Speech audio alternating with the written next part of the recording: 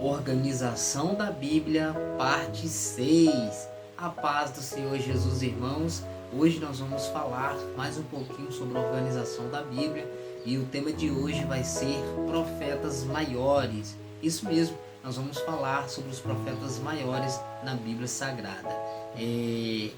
A teologia, meus irmãos, ela tem classificado e feito uma separação da Bíblia Sagrada para poder organizar os livros, de forma bem melhor, e também para que nós venhamos estudar de uma forma bem legal, para que venhamos entender, porque a Bíblia Sagrada ela não é difícil de você entender, porém se ela tivesse da mesma forma que foi escrita, assim, capítulos e versículos, não daria para entender a sua formação. Por isso Deus permitiu que estudiosos da Bíblia viessem fazer aí uma separação, uma organização, para que juntos venhamos entender o que o Senhor quer nos dizer, tá bom? E hoje nós vamos falar um pouquinho sobre os profetas maiores. Desde já, galerinha, vocês ouviram um barulho aí de fundo aí? Hoje está um dia chuvoso, né? Estamos gravando aí no domingo. Hoje é domingo, está caindo uma chuvinha bem legal aqui, tá bom? E é isso aí, que Deus possa te abençoar. Vamos lá. Galera, os profetas maiores, eles foram divididos aqui, não pela estatura dos profetas, nada disso, não tem nada a ver da sua estatura, sua altura, não.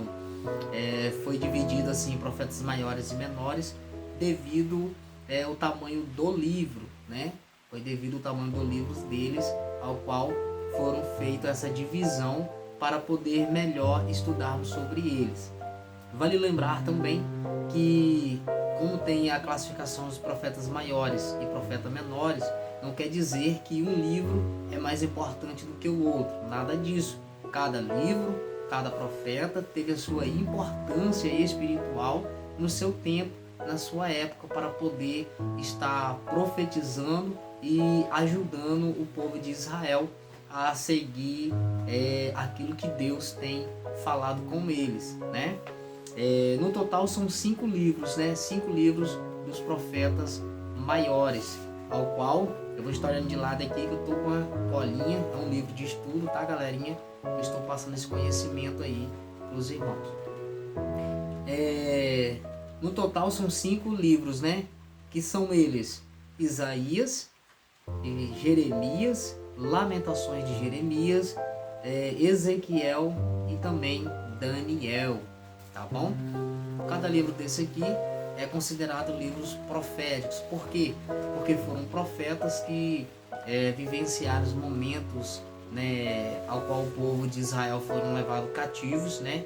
E ali viveram aquele período ali. Então os profetas, antes desse exílio, antes de tudo acontecer, Deus já havia falado com o povo para que eles viessem se consertar dos seus maus caminhos, porque senão o povo inimigo iriam entrar, iriam tomar a cidade e iria levá-los cativos, né? E quando se fala sobre cativos, eles iriam ser escravos em outra terra, em terra estranha, assim como aconteceu com o povo de Israel lá no Egito, ao qual era um povo diferente, e como o Egito era uma terra dos egípcios, eles os transformaram em escravos, entendeu? Então por isso que Deus pede para que venhamos cada dia ser, ou melhor, tentar, ser correto diante de Deus, para que nem o mal venha sobrevir, na nossa vida, né? O profeta Isaías, ao qual significa o seu nome Salvação do Senhor, tá? Ele viveu no mesmo período do rei Ezequias, aquele que adoeceu. As profecias dele são em relação ao reinado, do rei Ezequias, e sobre algumas coisas da nova aliança. Ou seja, o profeta Isaías, ele é conhecido como o profeta messiânico. Por quê?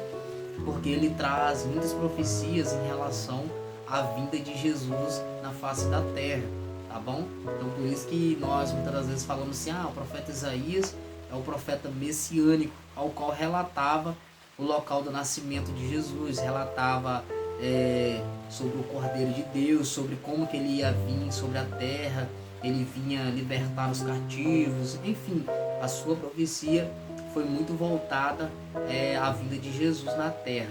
E também sobre o rei Ezequias, ao qual ele chegou na casa do rei Ezequias, né, e disse para ele colocar a sua casa em ordem, porque a doença ao qual ele estava era para a morte, ou seja, era uma doença mortal. O que aconteceu? O rei Ezequias então foi orar ao Senhor, pedir perdão, buscar a presença de Deus, ao qual o mesmo Deus que disse que seria uma doença mortal, agora Deus ele pede para o profeta Isaías novamente retornar lá e dizer que o Senhor estaria prolongando os dias do rei 15 anos a mais. Ou seja, quando nós buscamos a Deus, a misericórdia de Deus nos alcança. Amém? Então, foque nisso aí. Se você acha que está errando, busque a Deus, peça perdão, que Deus ele vai te abençoar. Amém?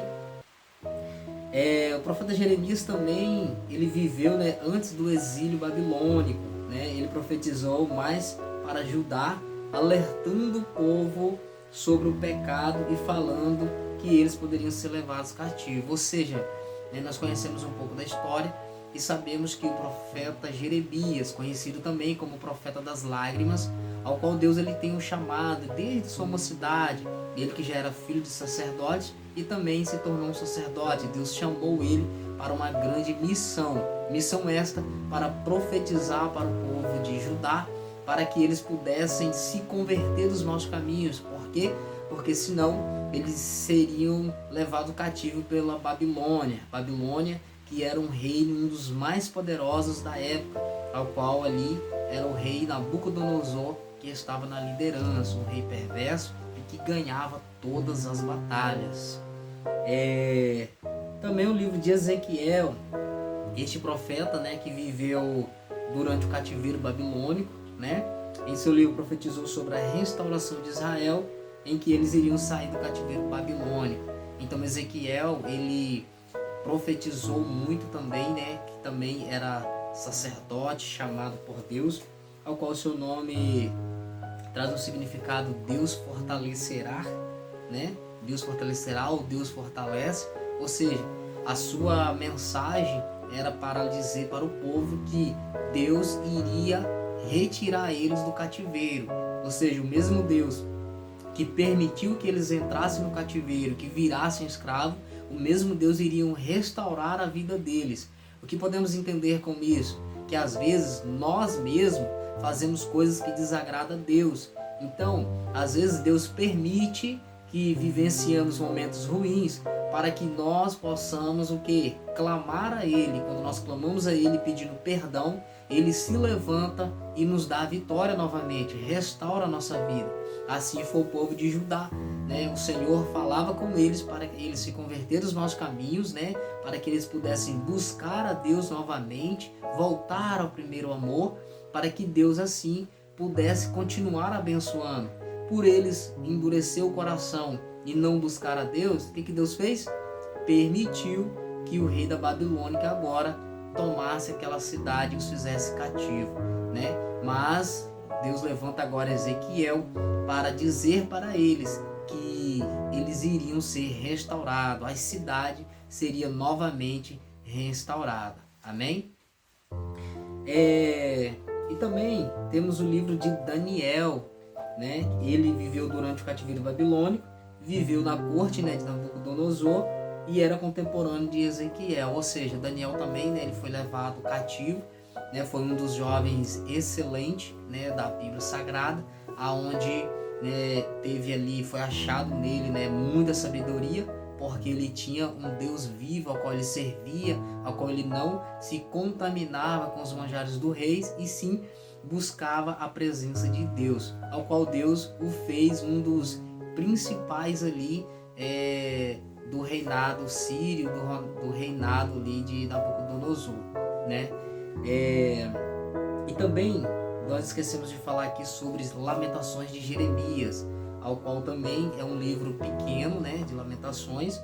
Ele é composto por 5 capítulos, porém era um livro, ele está aqui na classe dos profetas maiores, porque ele era junto com o livro do profeta Jeremias, né? Porém ele foi dividido devido ser apenas alguns lamentos, orações de lamento do profeta. Então foi separado, né, para ficar uma leitura didática bem melhor para nós. Amém?